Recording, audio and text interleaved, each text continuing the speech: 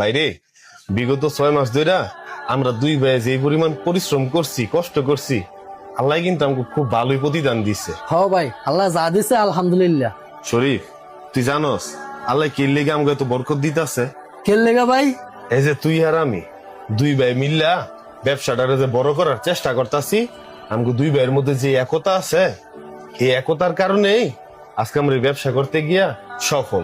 আল্লাহ এর লেগে আমাকে ব্যবসার মধ্যে বরকত দিতেছে। হ ভাই, তুমি ঠিকই কইছো। আঙ্গ দুই ভাইয়ের মধ্যে কখনোই দ্বন্দ্ব আইতে দিব না। আর এভাবেই আমরা আঙ্গ ব্যবসাটারে সামনে আগাই নিয়ে যাবো ইনশাল্লাহ ভাই। রাখ, তোকে দুই ভাইয়ের একতা ছুটাইতেছি। আরে শরীফ, কি অবস্থা? ভাই আছি তো ভালোই, আপনার কি অবস্থা? দঙ্গ অবস্থা দেখে তো আমরা ভালো আছি। আমার অবস্থা দেখে ভালো আছেন মানে ভাই? বুঝলাম না তো কিছু। আরে হ মিয়া, এত অল্প সময়ের মধ্যে তোমরা যে উন্নতি করে লাইলা, এই উন্নতি দেখে আঙ্গ খুব ভালো লাগতেছে। কি কোন ভাই, উন্নতি করে লাইতেছি মানে? আঙ্গ অবস্থা তো দিন আনি দিন খায়ের মতন হয়ে গেছে।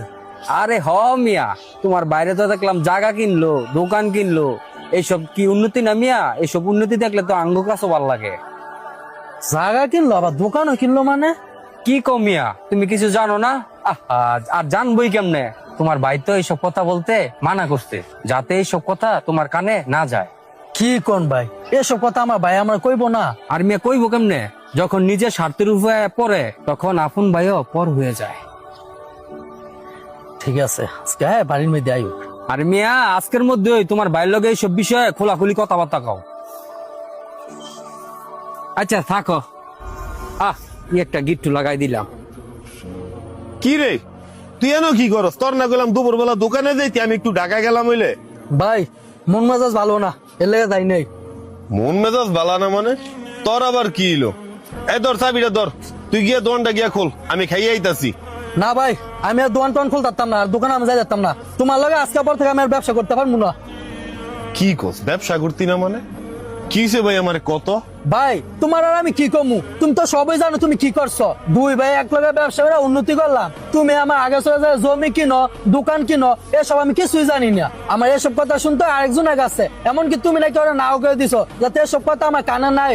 তবে তোমার লগে আমার ব্যবসা করে লাভ কি, যদি আমার নামে কিছু না হইতে? সবকিছু তো নিজের নামে করে রাখছো, এর লেগে আজকে থেকে আমি আর তোমার দোকানে যাবো না। ভাই তুই কি কইতাছস? আমি আমার নামে দোকান আর জমি কিনছি মানে? আমরা দুই ভাই এক লগেই তো ব্যবসা করতেছি, কি মুনাফা হইতাছে এটা তো তুইও জানোস আমিও জানি। তো এই মুনাফা দিয়ে কি জমি আর দোকান কিনা কি সম্ভব? তোর আরেকজনে হুটা টুলটা পাল্টা কথা হয়ে গেল, আমাকে দুই ভাইয়ের একতাটা নষ্ট করার লেগে তুই হের কথার ফাল্লাই ফিরে নাচতাছস। ভাই তোমার তো আর সব হিসাব আমি রাই না গা, আর সব হিসাব বুঝো না।